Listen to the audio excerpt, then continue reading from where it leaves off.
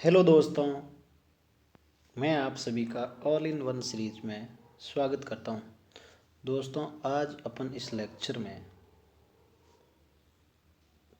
Total 25 question with static GK discuss करेंगे। दोस्तों, हर एक क्वेश्चन में आपको 10 सेकंड मिलेंगे, जैसे कि आप अपना आंसर सोच के कमेंट बॉक्स में ऐड करते जाना है और 25 के 25 क्वेश्चनों का आंसर एक साथ में ऐड करके टोटल स्कोर करके आप अपना कमेंट बॉक्स में ज़रूर भेजें। तो दोस्तों, अब अपन डिस्कस करते हैं फर्स्ट क्वेश्चन। पहले क्वेश्चन डिस्कस करेंगे, उसके ऑप्शन डिस्कस करेंगे और विथ उससे जुड़े हुए जितना भी स्टैटिक जीके बनता है उससे जुड़े हुए जितने भी क्वेश्चन बने हैं आज तक यहाँ पर बनने की संभावना है उनको सबको अपन डिस्कस करेंगे और हर एक क्वेश्चन में आपको 10 सेकेंड्स मिलेंगे। तो दोस्तों, फर्स्ट क्वेश्चन है अपना, मानव के साथ कुत्ते के स्वादा यानी गर्तावास निवास। बार बार क्वेश्चन में ये वर्ड यूज होता है के प्राचीनतम साक्ष्य प्राप्त हुए, यानी जो गर्तवास निवास है या मानव के साथ कुत्ते की सुविधा के प्राचीनतम साक्ष्य कहाँ से प्राप्त हुए। फर्स्ट ऑप्शन है Burzahom Jammu Kashmir, second option है रोपड़ पंजाब, थर्ड ऑप्शन है लोथल गुजरात और फोर्थ ऑप्शन है राखी गढ़ी हरियाणा।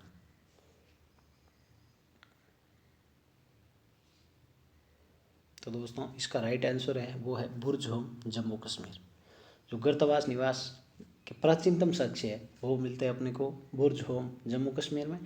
और अगर आपको पूछ ले कि मानव के साथ कुत्ते के समाधान का प्रथम साक्ष्य कौन से प्रथम साक्ष्य, तो वो है रोपड़। प्रथम साक्ष्य पूछे तो रोपड़, और गर्तवास निवास के प्राचीनतम, प्रथम और प्राचीनतम फर्क है, प्राचीनतम पूछे तो वो है बुर्ज होम। दोस्तों, आपसे मेरा एक क्वेश्चन है कि रोपड़ है वो किस नदी के किनारे पर है। अब मैं लोथल और राखी गढ़ी के बारे में थोड़ा सा बताता हूँ कि लोथल है वो गुजरात में है और ये भोगो नदी के किनारे पर प्रेजेंट है। और सबसे ज़्यादा इस पर, सबसे बड़ा इस पर डॉग यार्ड बना हुआ था, बंदरगाह, लोथल की बंदरगाह सुना होगा आपने। फोर्थ ऑप्शन है अपने पास राखी गढ़ी। राखी गढ़ी दोस्तों ये हरियाणा में, अभी हरियाणा में है प्रेजेंट टाइम में। और राखी गढ़ी है वो सिंधु घाटी सभ्यता की सबसे लार्जेस्ट साइट है। दोस्तों, आपसे कभी पूछ ले कि लार्जेस्ट साइट को क्रम वाइज बताए तो सबसे बड़ी है जो इंडस वैली सिविलाइजेशन की साइड है वो सबसे बड़ी है राखी गढ़ी। उसके बाद होती है बनवाली की जगह है तो वो है गुजरात में। उसके बाद एक है हड़प्पा, फिर मोहनजोदड़ो। ओके, अब अपन देखते हैं इसका स्टैटिक पोर्शन। तो दोस्तों, इसका स्टैटिक पोर्शन में देखें तो सबसे पहले देखते हैं अपन चावल के साक्ष्य। चावल के साक्ष्य में प्राचीनतम साक्ष्य पूछे या प्रथम साक्ष्य या फिर जले हुए चावल के साक्ष्य। तो दोस्तों, जो प्राचीनतम साक्ष्य है चावल के वो है कोल्डी हवा। कोल्डी हवा प्रेजेंट टाइम में है यूपी में। सेकंड ऑप्शन है अपन के पास प्रथम साक्ष्य। प्रथम साक्ष्य है लोथल गुजरात। और सी ऑप्शन है जले हुए चावल के साक्ष्य, तो वो है कालीबंगा राजस्थान। दोस्तों, अब मैं छोटी सी इसमें ट्रिक बताता हूँ आपको ताकि ये चावल के साक्ष्य याद हो जाए। दोस्तों, अगर आपको पूछे कि चावल के प्रथम साक्ष्य, तो प्रथम साक्ष्य तो प्रथम बार चावल कहाँ पर उगे होंगे, तो वो उगे जमीन पर। जमीन यानी थल, थल यानी मतलब स्थल पर, स्थल यानी थल। तो लोथल का थल वर्ड है वो पकड़ लीजिए आप, तो क्या हो गया लोथल। अब अपन देखते हैं सी में, तो जले हुए चावल के साक्ष्य। तो दोस्तों, जले हुए चावल के साथ जलने के बाद चावल कैसे हो जाते हैं, किस कलर के हो जाते हैं, वो होते हैं काले, काले कलर के हो जाते हैं। तो इसकी वजह से इसका आंसर क्या हो जाएगा, कालीबंगा राजस्थान। ओके, अब अपन देखते हैं सेकंड, वो है कृषि के साक्ष्य। तो दोस्तों, कृषि के साक्ष्य अगर पूछे प्राचीनतम कृषि के साक्ष्य है यहाँ पर स्थायी बसावेट के साक्ष्य, तो ये दोनों ही प्राप्त हुए अपने को मेहरगढ़। मेहरगढ़ प्रेजेंट टाइम में है पाकिस्तान में। ओके, थर्ड है अपने पास वो है भारतीय चित्रकला या गुफा चित्रकला लिखा हो तो उसके साक्ष्य पूछे। अगर प्राचीनतम पूछे तो वो है भीमबेटका एमपी में, और प्रथम पूछे तो मोहनजोदड़ो। ओके दोस्तों, मेरा आपसे क्वेश्चन है कि जो भीमबेटका है एमपी में, जो एमपी के किस जिले में भीमबेटका अब प्रेजेंट है। ओके, इसका आंसर आप कमेंट बॉक्स में जरूर मेंशन करें। अब अपन देखते हैं सेकंड क्वेश्चन। सेकंड क्वेश्चन है मेरा, सिंधु सभ्यता की लिपि कौन सी थी। सिंधु सभ्यता की लिपि कौन सी थी। ओके, फर्स्ट ऑप्शन है भावचित्रात्मक लिपि, सेकंड ऑप्शन है पृष्ठोपेदन लिपि, थर्ड ऑप्शन है गोमूत्री लिपि, फोर्थ ऑप्शन है उपरोक्त सभी। अब आपको 10 सेकेंड मिलते हैं।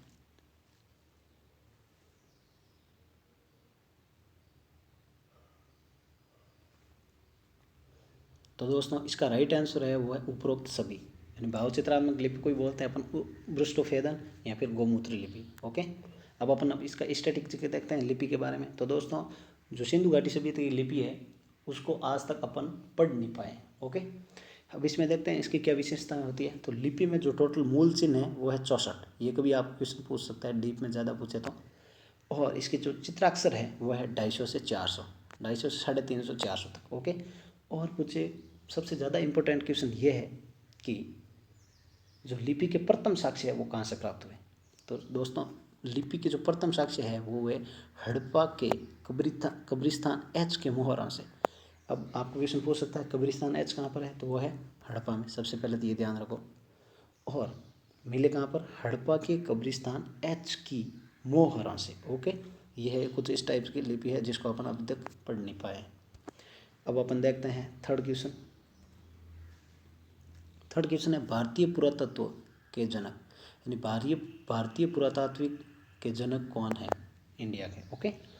फर्स्ट ऑप्शन है एलेक्जेंडर कनिंघम, सेकंड ऑप्शन है चार्ल्स मेसन, थर्ड ऑप्शन है लॉर्ड मैकाले, फोर्थ ऑप्शन है लॉर्ड डलहौजी। 10 सेकंड मिलते हैं आपको।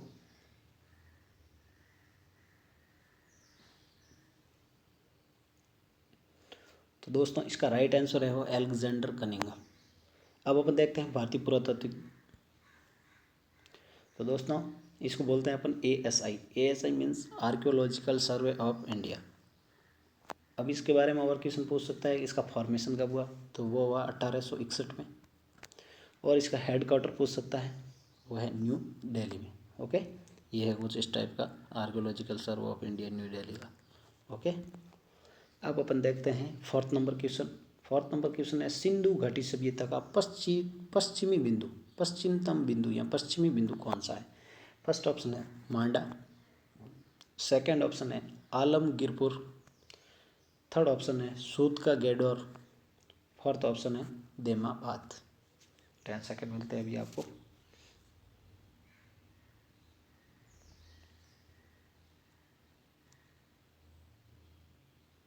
तो दोस्तों इसका राइट आंसर है वो है सूत का गेडोर, यानी पश्चिमतम बिंदु है सूत का गेडोर।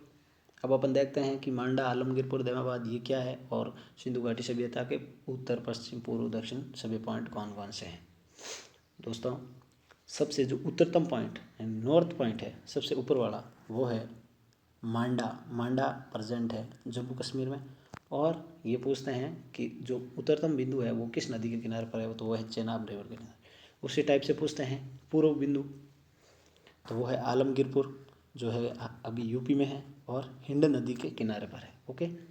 फिर देखते हैं साउथ पॉइंट यानी दक्षिण बिंदु, तो वो है देमाबाद जो कि महाराष्ट्र में है। और रिवर पूछे तो वो है गोदावरी हो या फिर इस जगह पर रिवर आ सकती है आपको दास रिवर, मतलब दासक रिवर। ठीक है, सॉरी परवरा रिवर होती है, गोदावरी रिवर या फिर परवरा रिवर। ओके। इसको मैंने थोड़ा सा कंफ्यूज हो गया, कोई बात नहीं। अब अपन देखते हैं इसका पश्चिमतम बिंदु, वो है सूत का गेडोर है बलूचिस्तान में। और जो नियर नदी है वो है दास रिवर या दस्त रिवर बोल सकते हैं इसको। ओके। अब अपन देखते हैं फिफ्थ क्वेश्चन, वो है भारतीय रेलवे के जनक कौन है। भारतीय रेलवे के जनक, फर्स्ट ऑप्शन है Lord Curzon, second option lord William, third option Lord Dalhousie, fourth option है लॉर्ड माउंटबेटन। 10 सेकंड मिलते हैं आपको।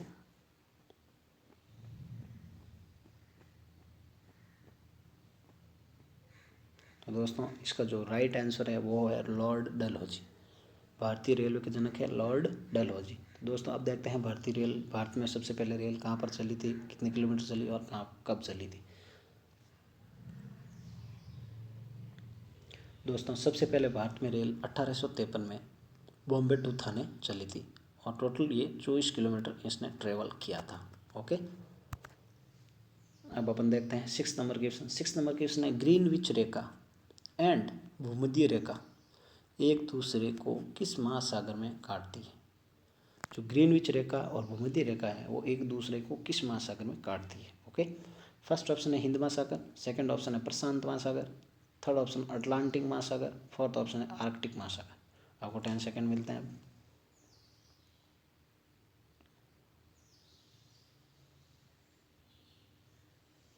तो दोस्तों इसका जो राइट आंसर है वो अटलांटिक महासागर। कौन सा, अटलांटिक महासागर। अब मैं आपको बताता हूँ कि ग्रीनविच रेखा और भूमध्य रेखा कहाँ पर मिलती है मैप में। तो वो है, देखो ये है इक्वेडर यानी भूमध्य रेखा और ये है ग्रीनविच रेखा। तो दोस्तों ये देखो साउथ अटलांटिक सी है, ओशन है, इसमें यहाँ पर मिल रही है, देखो ये। और अगर आपको कभी बाई चांस पूछ ले कि ग्रीनविच रेखा और भूमध्य रेखा किस स्थान पर मिलती है, जो जो स्थान है वहाँ पर मिलने का, उस स्थान को बोलते हैं gulf of Guana. Gulf of Guana, ये अपनी कॉपी में नोट जरूर करें इसको। अब अपन देखते हैं 7वां नंबर क्वेश्चन। 7वां नंबर क्वेश्चन है भारतीय मानक समय रेखा, भारतीय मानक समय रेखा और कर्क रेखा किस राज्य में एक दूसरे को काटती है। हो गया, किस राज्य में एक दूसरे को काटती है। फर्स्ट ऑप्शन है उत्तर प्रदेश, सेकंड ऑप्शन है छत्तीसगढ़, थर्ड ऑप्शन है मध्य प्रदेश और फोर्थ ऑप्शन है उड़ीसा। अब आपको 10 सेकंड मिलते हैं।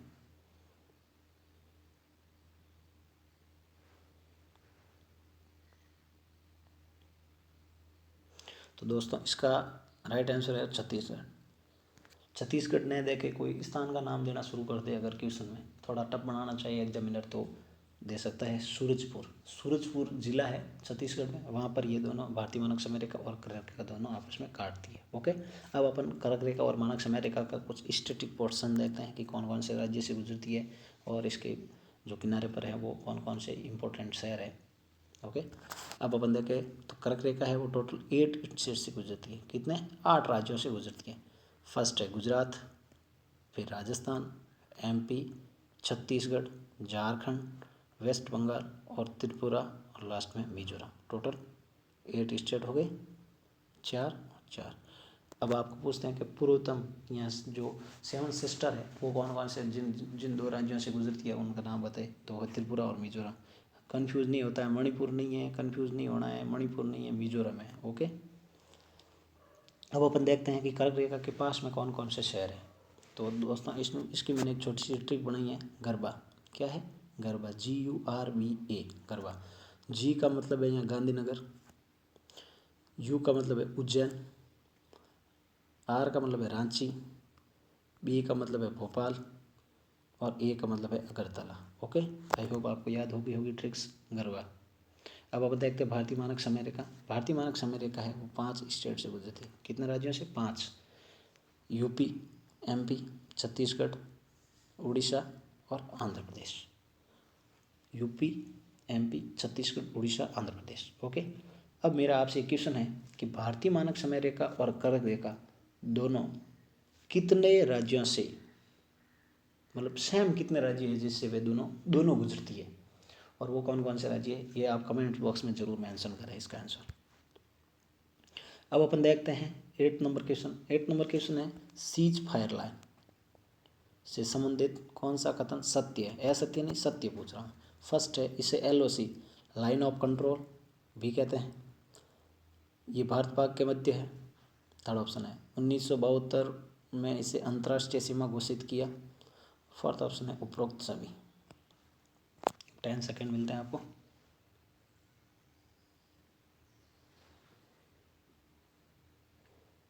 तो दोस्तों इसका जो राइट आंसर है वो उपरोक्त सभी, कि जो सीज फायर है उसी को अपन बोलते हैं अभी लाइन ऑफ कंट्रोल। ये भारत और पाकिस्तान के मध्य है। 1962 में इसे अंतर्राष्ट्रीय सीमा घोषित किया था।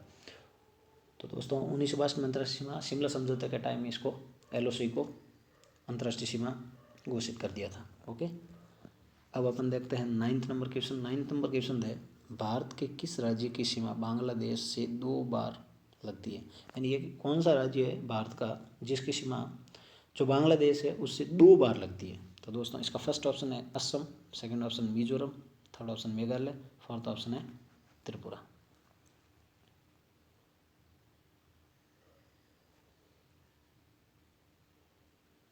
दोस्तों 10 सेकेंड कंप्लीट हो गए, आपने ज़रूर आंसर मेंशन किया होगा, आई होप। तो इसका राइट आंसर है वो है असम। असम की दोस्तों जो बांग्लादेश है 2 बार सीमा टच करती है। एक बार वेस्ट बंगाल, देखो यहाँ से शुरू हो जाएगा, तो वेस्ट बंगाल के बाद में वापस ऊपर से देखें तो देखो असम, और असम के बीच में कौन आ जाएगा? फिर आ जाएगा मेघालय, और मेघालय से वापस नीचे से एक बार असम की सीमा है। तो टोटल 2 बार असम की सीमा है वो लगती है इसमें। अब मैं बात करूँ त्रिपुरा की, तो 0 डिग्री लाइन किन किन के मध्य है? 0 डिग्री है बांग्लादेश और त्रिपुरा के। और त्रिपुरा एक ऐसा राज्य है जिससे बांग्लादेश तीनों साइड से बांग्लादेश ने घेर रखा है। किसको? त्रिपुरा को बांग्लादेश ने तीनों साइड घेर रखा है। और इनके मध्य जो लाइन है वो 0 डिग्री रेखा है। ये भी 0 रेखा या 0 डिग्री रेखा दोनों भी पूछ सकता है, तो ये जरूर आप ध्यान रखें। अब अपन देखते हैं 10th number question. 10th number question है, भारत में फर्स्ट एनआरसी, एनआरसी मतलब नेशनल रजिस्टर ऑफ सिटीजन, लागू करने वाला राज्य कौन बना? यानी सबसे पहले एनआरसी किस राज्य ने लागू की? फर्स्ट ऑप्शन है Tripura, second option Meghalaya, third option Manipur, fourth option है असम।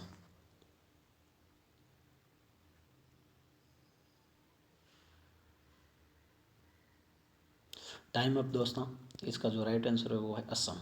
ओके, अब अपन देखते हैं 11th number question. 11th number question है, डब्ल्यूएचओ ने कोरोना को महामारी कब घोषित किया? क्वेश्चन है, डब्ल्यूएचओ ने कोरोना को महामारी कब घोषित किया? फर्स्ट ऑप्शन है 30 जनवरी 2020, सेकेंड ऑप्शन है 11 मार्च 2020, थर्ड ऑप्शन है 22 मार्च 2020, फोर्थ ऑप्शन है 24 मार्च 2020। 10 सेकेंड।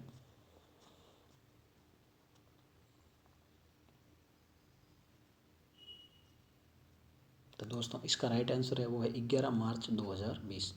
दोस्तों 11 मार्च को कोरोना को महामारी घोषित कर दिया था डब्ल्यूएचओ ने वर्ल्ड हेल्थ ऑर्गेनाइजेशन। अब डब्ल्यूएचओ से संबंधित क्वेश्चन देख लेते हैं अपन।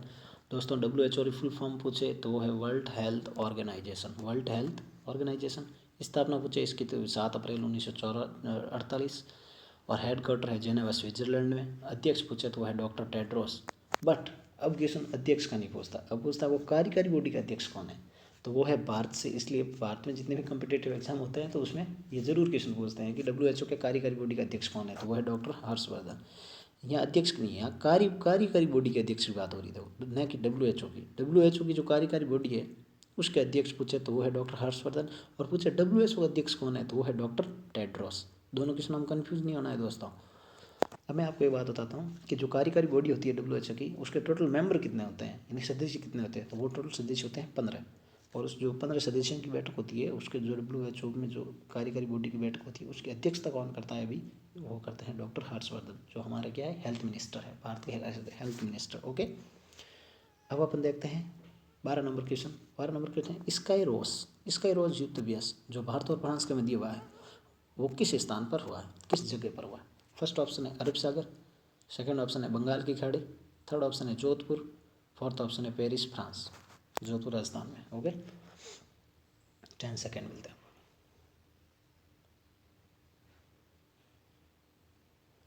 तो दोस्तों इसका राइट आंसर है वो जोधपुर राजस्थान। यानी स्काई रोज युद्ध अभ्यास है वो भारत और फ्रांस के मध्य हुआ था जोधपुर में।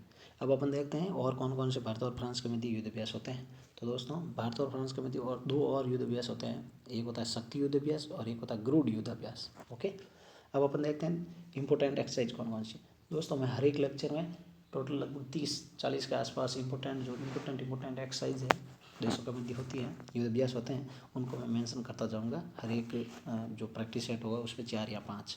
तो दोस्तों इसमें मैंने 2 इंपॉर्टेंट जो थे वो किए हैं। एक है वज्र प्रहार। वज्र प्रहार किसके मध्य होता है, तो होता है अमेरिका और इंडिया के मध्य। और एक है इंद्रधनुष और अजय वॉरियर।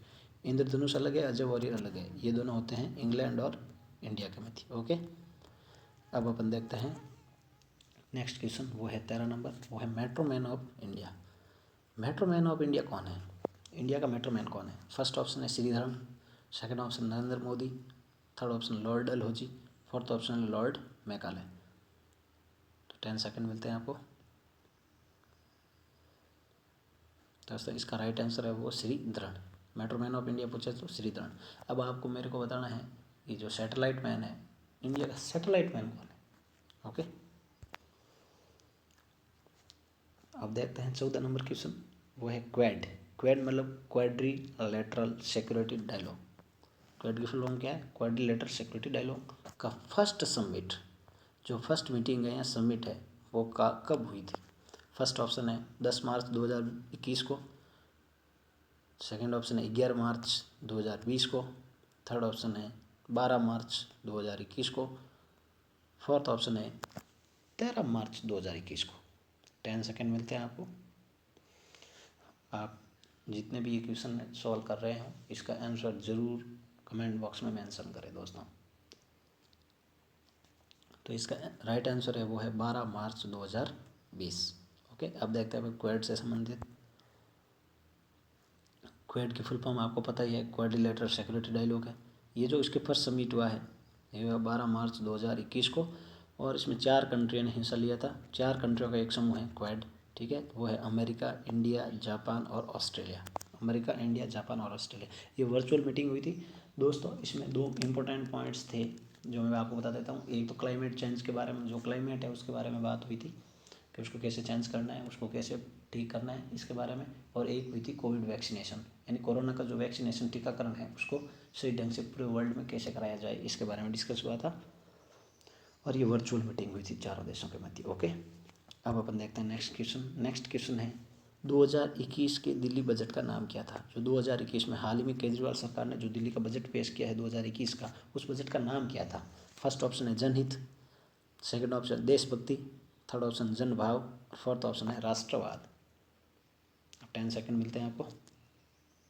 तो दोस्तों इसका राइट आंसर है वो है देशभक्ति। जो 2021 में दिल्ली बजट पेश किया था दिल्ली गवर्नमेंट ने, उसका नाम रखा है देशभक्ति। ये बहुत इंपॉर्टेंट क्वेश्चन है, जरूर ध्यान रखें आप। ओके, अब अपन देखते हैं 16 नंबर क्वेश्चन। वो है भारत का प्रथम वायसराय कौन था। जो भारत का प्रथम वायसराय कौन था। फर्स्ट ऑप्शन है Lord Warren Hastings, second option lord William Bentinck, third option lord Canning, fourth option है लॉर्ड रिपन। अब 10 सेकंड मिलते हैं आपको।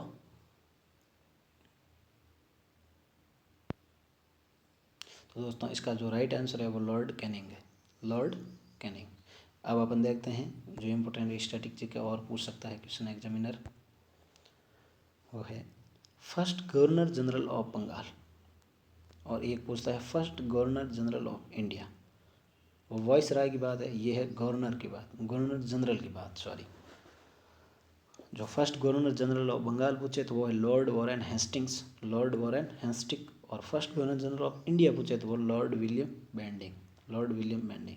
अब आपको कमेंट बॉक्स में आंसर बताना है 3 क्वेश्चनों का।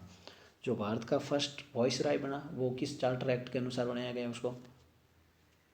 नेक्स्ट क्वेश्चन है मेरा कि first governor general of Bengal है वो किस चार्टर एक्ट के अनुसार बनाया। और सेकेंड, तो थर्ड क्वेश्चन है मेरा वो है first governor general of India किस चार्टर एक्ट के अनुसार बनाया। 3 क्वेश्चन तो ये हो गए। और फोर्थ क्वेश्चन मेरा आपसे है कि टोटल कितने चार्टर एक्ट आए थे, टोटल कितने चार्टर एक्ट आए थे। ओके, जो 2020 साल के थे। अब अपन देखते हैं नेक्स्ट क्वेश्चन। नेक्स्ट क्वेश्चन है क्रिप्स मिशन भारत कब आया था। क्रिप्स मिशन है वो भारत कब आया था। फर्स्ट ऑप्शन है अगस्त 1940, सेकेंड ऑप्शन है मार्च 1942, थर्ड ऑप्शन है 1946 और फोर्थ ऑप्शन है 1947। 10 सेकेंड मिलते हैं आपको। तो दोस्तों इसका जो राइट आंसर है वो है मार्च 1942, मार्च 1942। अब अपन देखते हैं कुछ इंपॉर्टेंट जो प्रस्ताव मिशन। एक आया था अगस्त प्रस्ताव जो आया था अगस्त 1940 में, और एक आया था कैबिनेट मिशन जो 1946 में। आपको पता ही होगा कैबिनेट मिशन। तो क्वेश्चन ये नहीं पूछा, क्वेश्चन या तो अगस्त प्रस्ताव पे आता है या फिर क्रिप्स मिशन पे आता है। ओके दोस्तों, मैं अगस्त प्रस्ताव से रिलेटेड एक पॉइंट बोलूँ तो वो है कि अगस्त प्रस्ताव वो प्रस्ताव था जिसमें अंग्रेज़ों ने ये माना था या फिर अंग्रेज़ों ने ये कहा था कांग्रेस से, जो उस टाइम थी, जो कांग्रेस थी उस टाइम, जो गांधी जी वगैरह को बोला कि हम आपके लिए संविधान बनाएंगे। लेकिन कांग्रेस ने इसको एक्सेप्ट नहीं किया था। क्वेश्चन पूछता है कि अंग्रेजों ने सबसे पहले संविधान बनाने की बात, इंडिया के लिए संविधान बनाने की बात कब कही थी। वो कही थी अगस्त प्रस्ताव में। ओके, ये आप ध्यान जरूर रखें। अब अपन देखते हैं 18 नंबर क्वेश्चन, वो है मसौदा समिति। मसौदा समिति के अध्यक्ष कौन थे।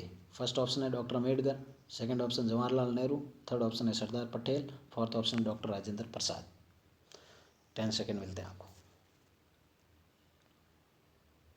तो दोस्तों इसका जो राइट आंसर है वो है doctor Ambedkar. Okay, doctor Bhimrao Ambedkar. अब अपन देखते हैं कि मसौदा समिति क्या होती है। तो दोस्तों मसौदा समिति को ही अपन बोलते हैं प्रारूप समिति। यानी प्रारूप समिति आपने नाम सुना होगा लेकिन मसौदा समिति आपने नाम नहीं सुना होगा, इसलिए ये नया वर्ड है। तो कभी कभी एग्जाम में पूछता है, इसलिए मैं आपको जितने भी प्रारूप समिति के दूसरे नाम है वो एक ही जगह पर मेंशन कर दिया मैंने। प्रारूप समिति का नाम है मसौदा समिति। इसी को अपन बोलते हैं ड्राफ्टिंग कमेटी, और इसी को भी बोलते हैं पांडुलेखन समिति।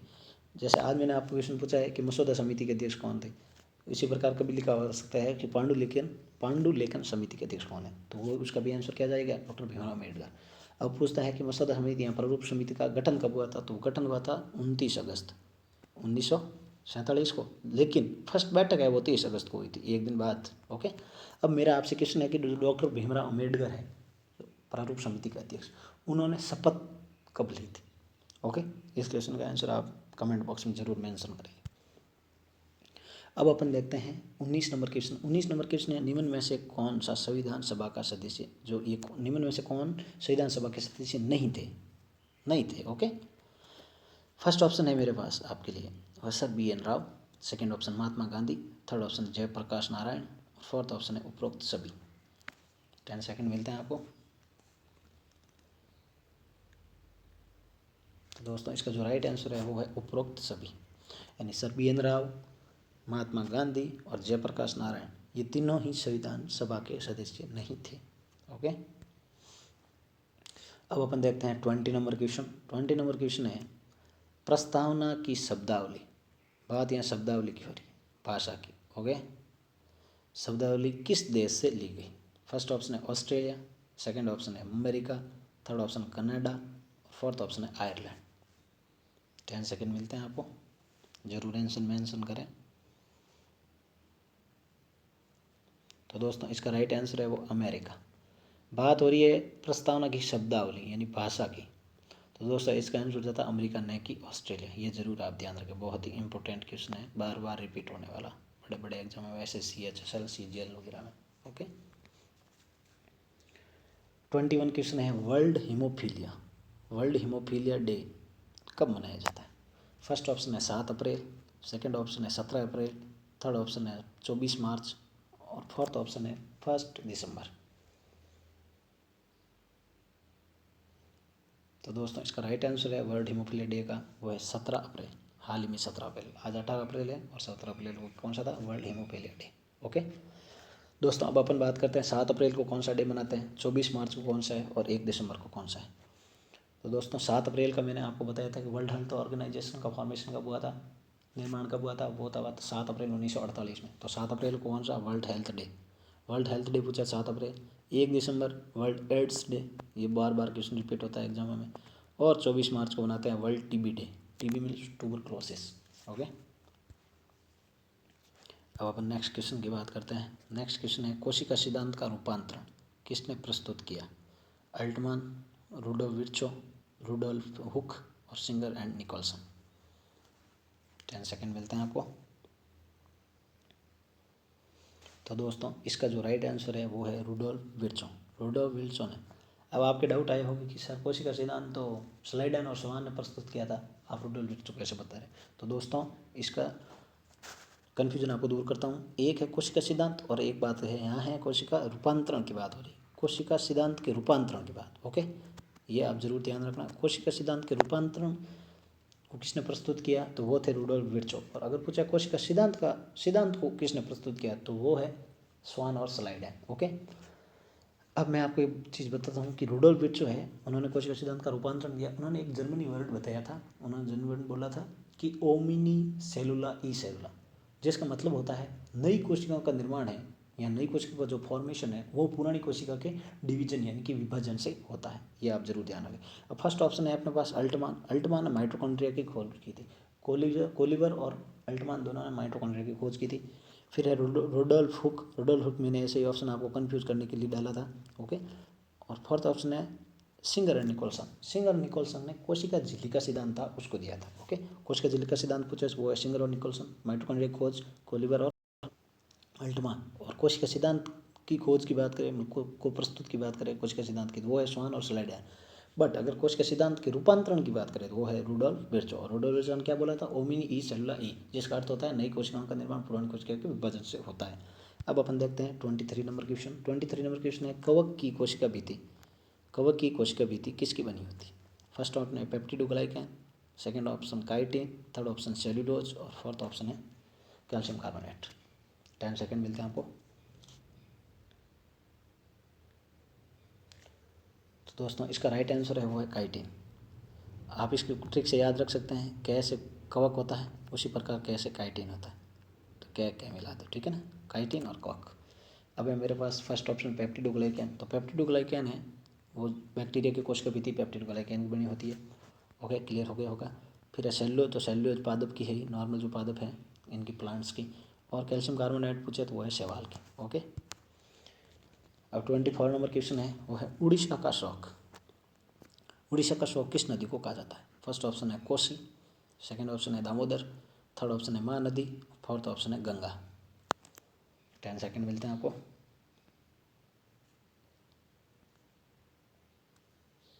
तो दोस्तों इसका जो राइट आंसर है वो महानदी। उड़ीसा के शौक की बात करें तो किस नदी को कहा जाता है? वो कहा जाता है महानदी। इसी प्रकार मेरे को बताओ बिहार का शौक किस नदी को कहा जाता है? आप इसको कमेंट बॉक्स में जरूर आंसर है वो मेंशन करें। ठीक है, अब अपन लास्ट क्वेश्चन देखते हैं। लास्ट क्वेश्चन है माता टीला बांध। माता टीला बांध किस नदी पर स्थित है? माता टीला बांध। फर्स्ट ऑप्शन है कैन, सेकेंड ऑप्शन है चंबल, थर्ड ऑप्शन है बेतवा, फोर्थ ऑप्शन है सिंध। 10 सेकंड मिलते हैं आपको।